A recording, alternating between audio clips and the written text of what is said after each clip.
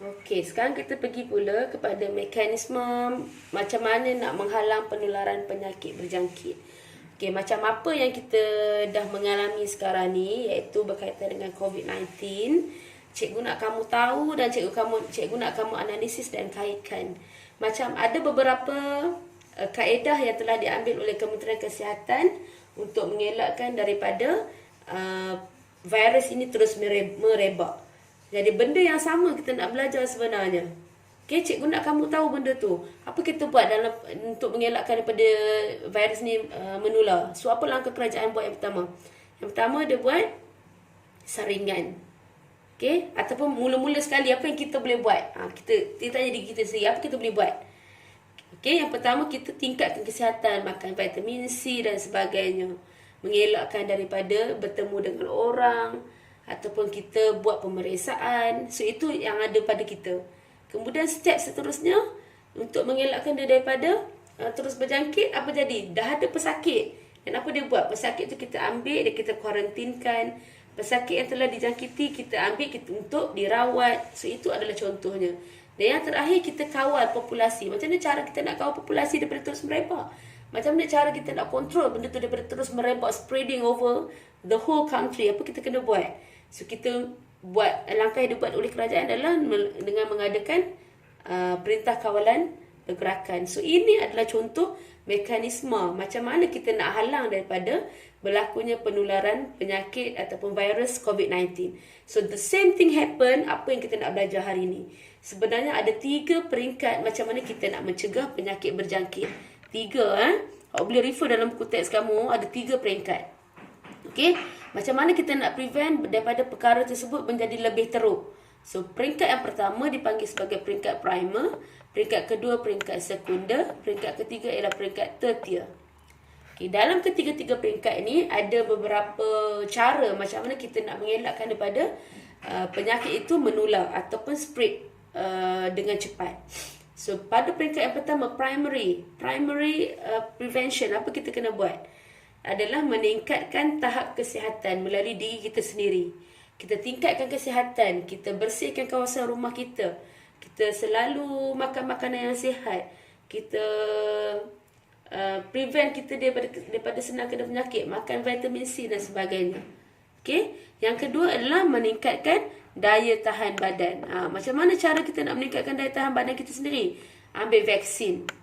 Okey, vaksin untuk siapa? Untuk bayi, untuk kanak-kanak, untuk ibu mengandung, untuk pengendali premis makanan jemaah haji dan juga pengembara.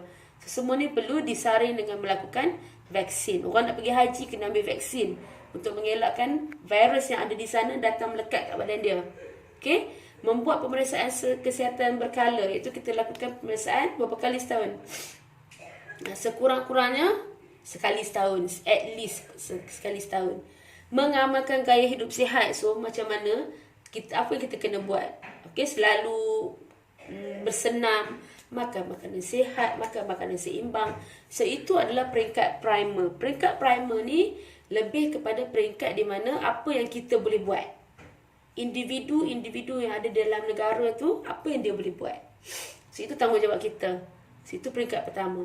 Peringkat kedua, peringkat sekunder adalah untuk memutuskan transmisi jangkitan melalui pengesanan kes secara aktif dan pasif.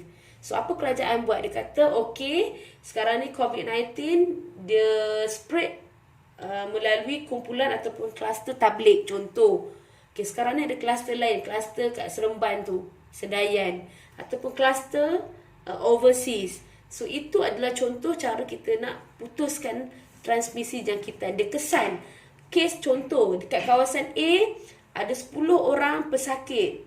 Jadi bermaksud dia putuskan terus pergerakan penduduk di kawasan A. So itu contoh peringkat sekunder.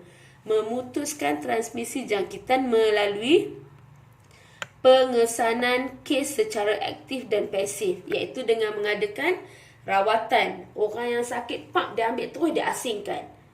Okey, ataupun lepas tu dia buat apa? Dia cari lagi siapa kontak terdekat dengan pesakit tersebut. So dia asingkan terus.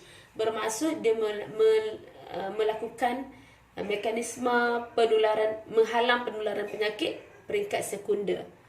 Okey, Peringkat ketiga pula, dia kawal populasi vektor. Maksudnya kita kontrol daripada the spread terus dengan cara musnahkan tempat pembiakan. Okey, tapi dalam konteks cerita tentang COVID-19 ni takkan kita nak musnahkan manusia. Sebab dia disebarkan melalui liquid. So takkan kita nak bunuh manusia, tak boleh. Jadi apa kita buat? So PKPD untuk mengelakkan daripada terus berjangkit. So memusnahkan tempat pembiakan dan perlindungan vektor, melakukan semburan. So dia membuat sanitasi pada kawasan-kawasan yang kita confirm dah ada pesakit di situ, so kita kena bersihkan. Okey, menguatkuasakan undang-undang dengan mengenakan denda kepada pengusaha permis makanan yang kotor.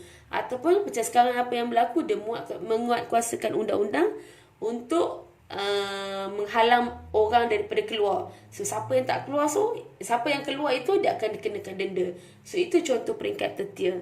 Okey, melindungi hos iaitu menggunakan kelambu atau ubat nyamuk dan juga memakai pakaian tebal. Ataupun cara kita ialah dengan pakai topeng. Okey, so ini adalah mekanisme ataupun cara macam mana kita nak menghalang penyakit berjangkit daripada terus berjangkit. Okey, so you just have to relate dengan apa yang berlaku sekarang. Kenal pasti dan tahu apa yang berlaku sekarang dan kaitkan macam mana kaedahnya.